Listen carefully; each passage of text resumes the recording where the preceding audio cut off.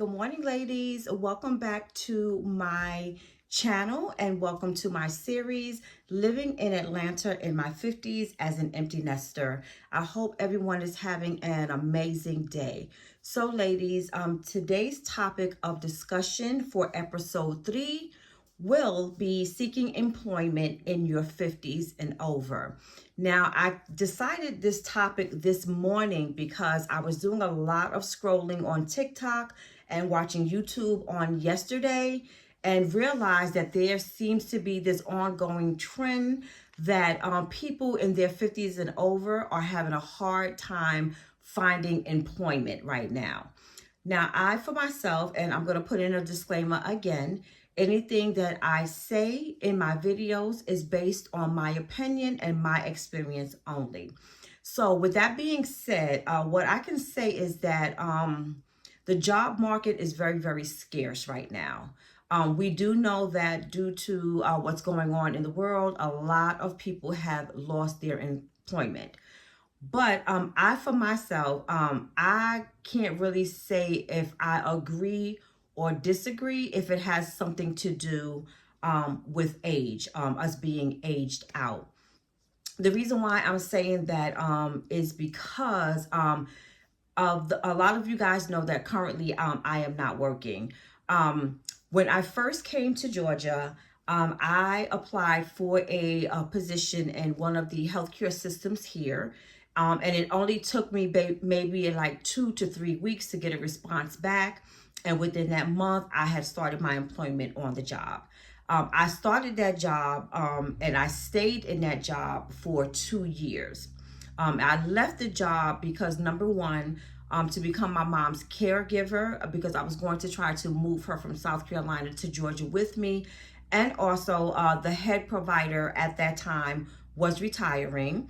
We were going to get another provider that was going to take his place that was already in the practice, but there was rumors that she was going to be going back to her hometown. So I found that to be the best time for me to move on, which I did.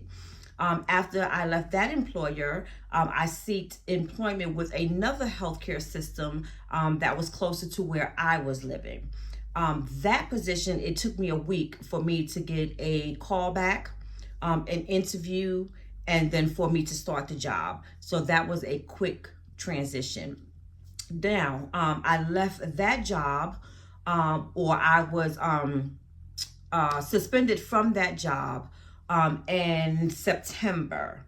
I did not start seriously looking for another job after that because I took that time to do what I needed to do with my mom. So I wasn't serious about looking for anything right away. And because, I really wanted to relax because that job was a lot on me. So I think when I got serious with looking for a job, I think it was like the end of, I'll say maybe December. Yeah, like the middle, like towards the end of December, like the second it had to be the second week in December. Because the day that I applied for the job, the next day I got a call from the recruiter. Now, this is the same employer that I had the first time. So the recruiter called me the following day. Like that next week, I got an offer for the position, and then, like 2 weeks later, I was starting the job. Now, what I can say is this time when I left the job, once again, caregiving for my mom, I left this job in June 20th to be exact. I did not look for anything in July. I went on vacation, I think either the end of July or in August. I took a little bit more time. I wasn't in a rush for the job because I wanted to make sure that I had everything in place for my mom before I took on another job. So fast forward to today, I started looking for, I'll say, a job maybe the end of August, but not seriously looking. I think maybe I would submit one application, maybe either once a week, every other week, or whenever I felt like it. In September, I wasn't really too hell bent on like looking for a job really like in the beginning of September either. But as of lately, I've been putting a little bit more effort into looking for a job. So with that being said, what that means to me is now, instead of whenever it pops up in my head to seek employment, now I am on the laptop every other day, putting in maybe 2 or 3 resumes. Now, I can say, however, it is taking a little bit more time this time. I first tried to apply for another position in the hospital that is closer to where I was living, where I was let go. The reason why I was trying to find something in that particular hospital is because where I plan on moving, they have more facilities over on that side. They have more clinics and they have more hospitals that will be accessible to me living in that area. So I called my HR department to see if I was eligible for rehire, being that I was let go. In a way, I somewhat knew that I would not be eligible for rehire, but I was thinking, given my history on the job, I had been there for 2 years. I was always flexible with my time, would ask to change my time. I was hardly ever absent. I think in 2 years, I might have been absent maybe twice. No more, no less. So I'm sorry, guys. I'm looking at the mail guy on my block.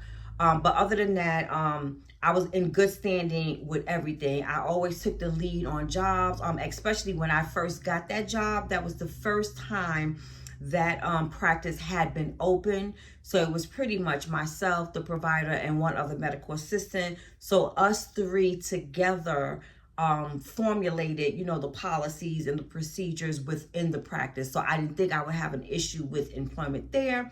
But long story short, I am no longer eligible for rehire. So as of last week, I said, okay, let me try with the last employer, which is the job that I had just left in June. Let me try with them. They're usually pretty quick with hiring me as well.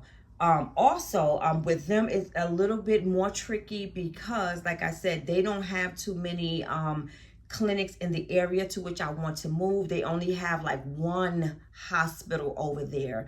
And the availability of positions is sparse and few in between. So as of last week, I started doing my due diligence by going in and putting in for positions.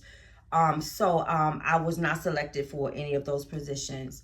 And those are, different positions that I was applying for versus the first time and versus the position that I had when I left.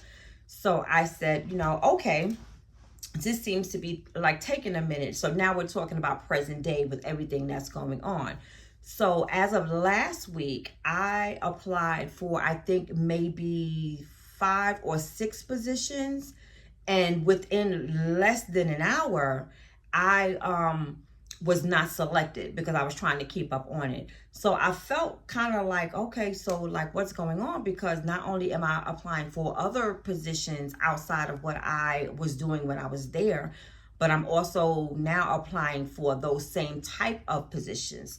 So I called the HR department to see if there was like any possible reason as to me possibly not being eligible for rehire.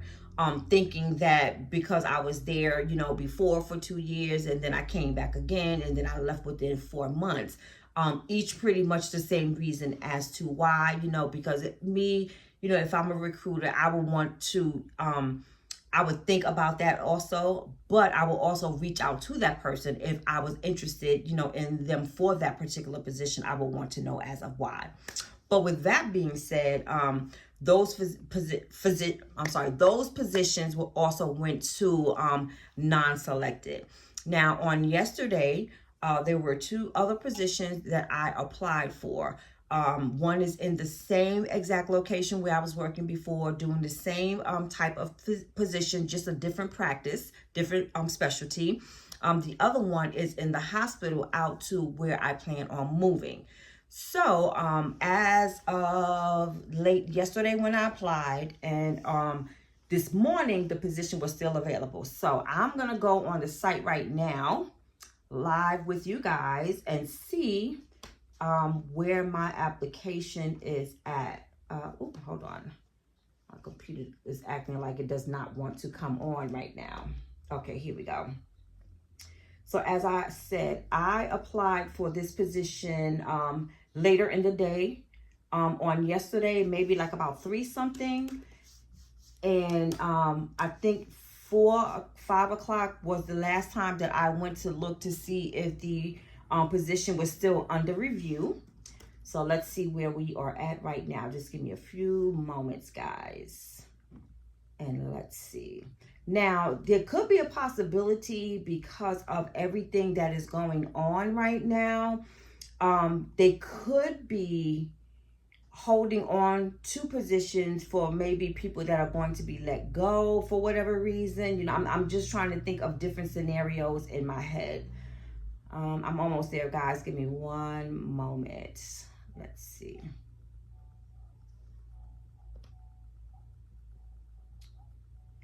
Okay, so as of right now, one of the positions that I applied for, which is in the area to where I wanted to move, I was not selected for that position.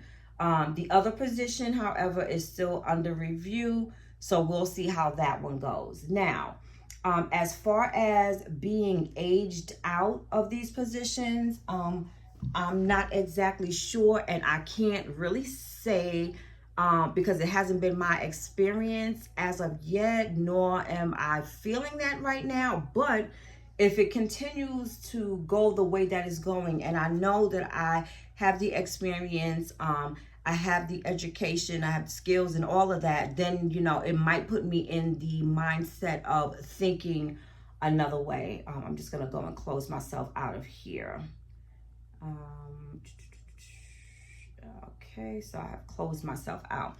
Now, I can say, however, that the economy is very, very different right now, extremely different. And I don't know why this male person is just sitting in front of my house, but I can say most definitely that there is a change, there is a shift when it comes to employment.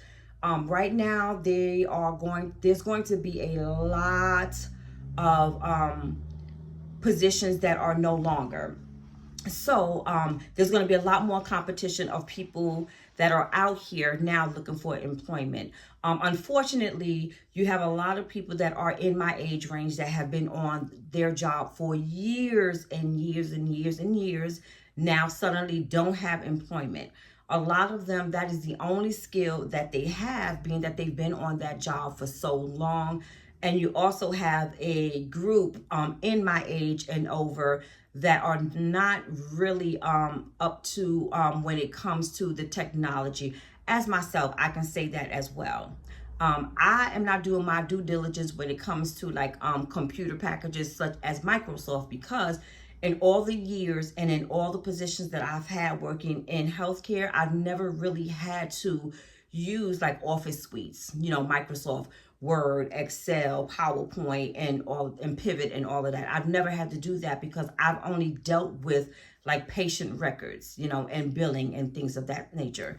So I never really had to go out and try to update myself, though I should have anyway, but I did not have to go out and try to learn to use different programs for, you know, my job. So I can say that that is a factor as well. Also, you know, when it comes to, and I'm going to put myself in this category as well, once you reach a certain age, and I would say 50 and over, and you've been in the workforce for a long period of time, you know, you have certain criteria that you're looking for on a job. So we're pretty much laid back now. So it's harder for us when we're out here looking for certain positions because we no longer want to do certain things. Like I have said, I do not want to do, well, initially in the beginning, I was in middle management. I enjoyed middle management. I enjoyed being behind the scenes because I felt that I was more effective when it came to helping patients when I was behind the scenes. And when I say behind the scenes, that means like with the insurances. making sure these people were getting qualified and authorized, for them to have their procedures or to get their medications. Also, just overall making sure behind the scenes that the patients were getting the services that they need in order to maintain, a healthy life and get the services that are needed, that are detrimental to them. But, as my kids were getting older and going to school and, having activities and needing me more so, I decided that a front desk position would be better and more beneficial for me and my family, because there is not too much responsibility that is placed on me. It is not disrupting service or office ethics whenever I have to take off, for my kid being sick, myself being sick, or going on trips with my children. It would never be an issue because there's always a backup person there that would be there to cover me upon my absence. So now, that I'm over that phase in my life, because I'm now an empty nester, I have 2 grown children who are out there doing their own thing. Now, I'm back into that mode of where I want to be behind the scenes. I do not want to apply for any positions. And that was my mindset in the beginning. I do not want to apply for any positions where I have to do a face-to-face with a person or a patient. I am more happy and satisfied with being in office, being behind closed doors, doing my 9 to 5 or my 8 to 4 on the computer all day, solving whatever problems I need to solve, and then just go home. That's where I'm at right now. But I am noticing that with this shortage of jobs, we're going to be having a very, very hard time when it comes to looking for jobs. Do I think that it's going to affect the older population? I most definitely do. Because with your age comes experience. With experience comes a higher pay. And with the economy being the way that it is, a lot of these jobs right now are not wanting to pay what you are asking or what you are, how can I say, what you are worth. They don't want to pay that. So basically, like I said, I cannot really tell if there is an ongoing issue with seeking employment because of your age. I haven't gotten there yet. I really don't know. I could check back in with you guys in the next couple of weeks and see how things are going. I think I might have a better idea on how I would respond to that, because basically what I'm saying right now is I am applying for positions in the same facility that I was working in before, in the same exact position that I had before. So I don't know if I am going to be rejected, or I am being rejected because of my age, or because I'm being looked upon as I've had jobs there twice and I've left there twice. So I'm really unsure, but I will let you guys know, how it plays out. Now, there are several people that I have seen on TikTok that are saying that, it's very, very hard, to find a job. So on the flip side of that, now, there's also a question in the back of my mind. Now, how long am I going to wait to find another alternative if I am unable to find a home? To find employment. Like right now, I am in the very beginning stages of dipping into my savings account, which is something that I said I did not want to do at all, because there is no point of me sitting here and making sure I'm paying all of my bills so I can make sure that my credit score, stays up, and that I have enough money in the bank for me to purchase a home, when I find employment. So if I'm going to keep dipping into my savings account, that means my funds will be going lower. That's something that I do not want to do. So the question to myself is, how am I going to remedy that? What I would do, and I have no shame in my game, I would definitely take all of my stuff in this house right now. I have no problems with packing it up and putting it in storage and going to South Carolina and placing myself with my mom there, because I would be killing two birds with one stone. The only bill that I would have to pay is my car insurance and my car note.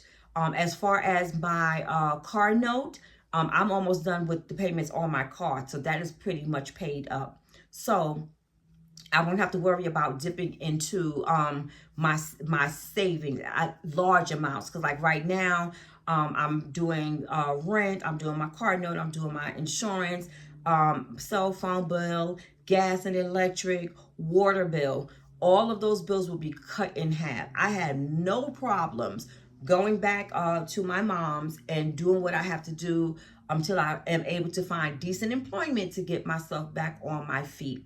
And if I can say, and I'm hoping I'm not, going to get any riff or bad comments behind this, but in my opinion, I feel that this is something that a lot of people in my community, the Black and brown community, don't consider. They feel as if they are a failure, because they have to double back and do things that they don't want to do in order to preserve money. That is the wrong attitude to have. Trust and believe me what I'm saying. Because if you look on the other side, of the Black and brown people, they stay together in one household for a very long time until they are able to save up enough money where they can branch out and get a condo or a home. They don't rent the way we do. They absolutely don't.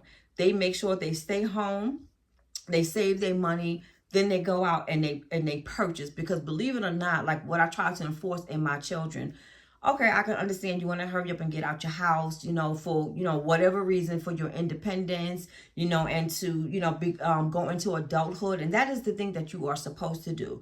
But in the day and age that we're living in right now, I would say the first thing you should try to obtain is some property, whether it is a home or whether it is a condo, because leaving a home versus leaving an apartment, you end up with nothing. An apartment, you only thing that you're ending up with is maybe your furniture, and that is it.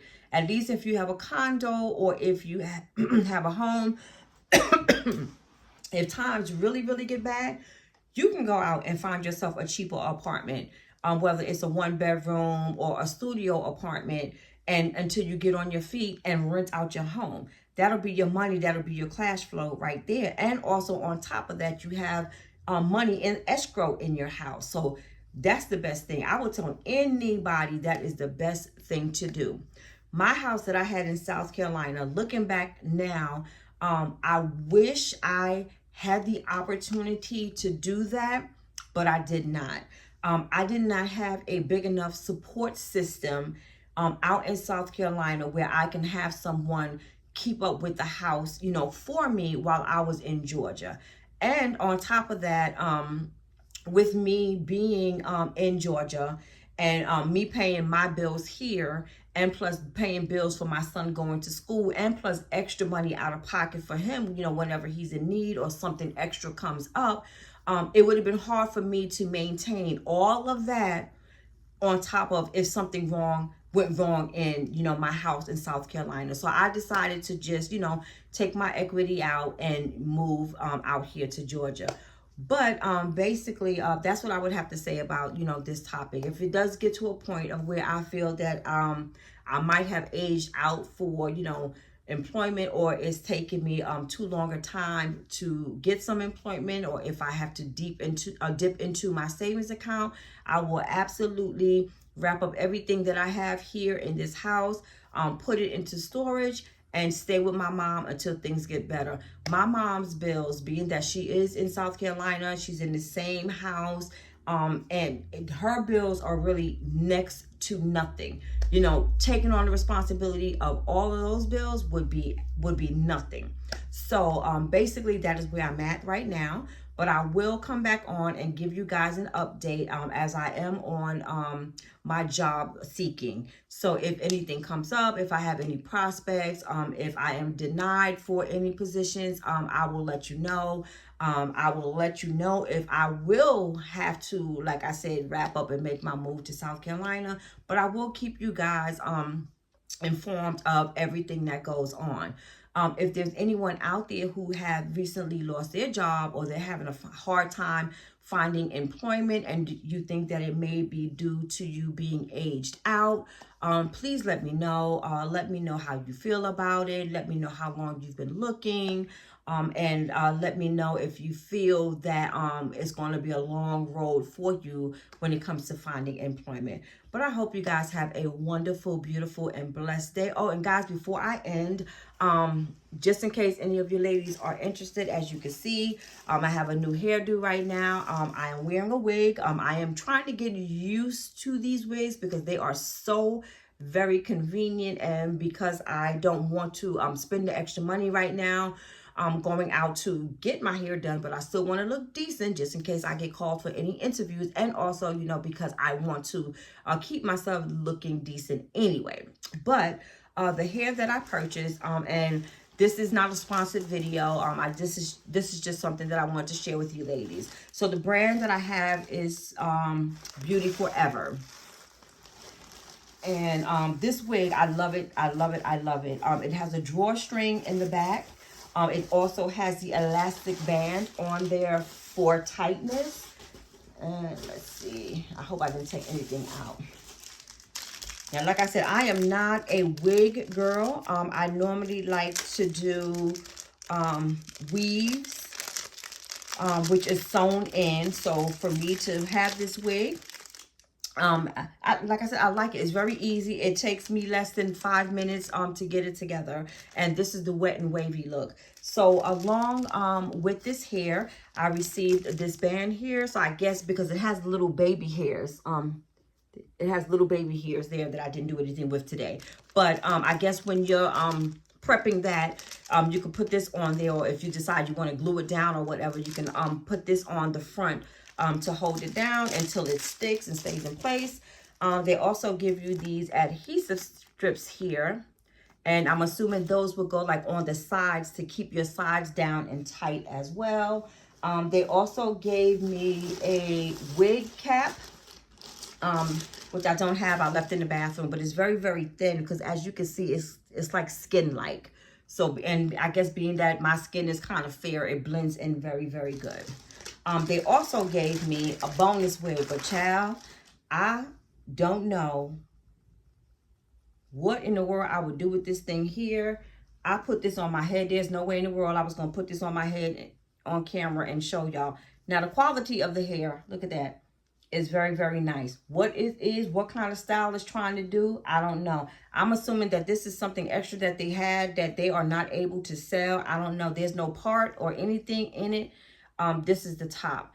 What I'm thinking about doing is taking this over to my stylist and have her cut this into like a pixie cut for me. That is the only way I can see myself wearing this. But it has a band inside as well.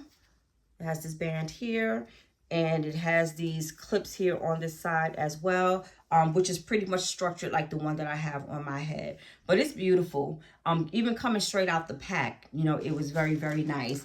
I don't like to put too much, I guess, like mousse and sprays and everything in there because I don't like my waves or curls to be too crunchy, but I want them to be defined. So I just put a little bit of water and I put a little bit of mousse. So far, you know, it's okay. And I did get the stamp of approval from my children. So that's that on that. I don't have the stats for it, but I know all through it, up in here, there is parting spaces. You can pull it up. You can like braid it. You could do little styles. So it's a beautiful wig. And like I said, it saves a lot of time when I want to look decent going outside. Just put this on my head, put a little mousse and a little water, and just head out the door. But you guys, thank you so much for watching, and I hope to see you guys in the very next video. I hope you guys have a wonderful, beautiful, and blessed day. And please remember to like, comment, and subscribe. And please share this video with anyone who you may feel is interested in this type of content. And also, guys, I'm sorry I did not put out a video on this series on Wednesday, but I did not have I had partial power in the home, but I did not have any Wi-Fi, internet, anything. So therefore, I would not have been able to edit videos or do anything. There was so much stuff going on over here. I don't know why. The weather wasn't bad. They said that there was an outage somewhere, not sure where. And also even a little earlier this morning, there were some issues. So hopefully everything is good. And I will see you guys in the very next video. Have a safe and blessed day.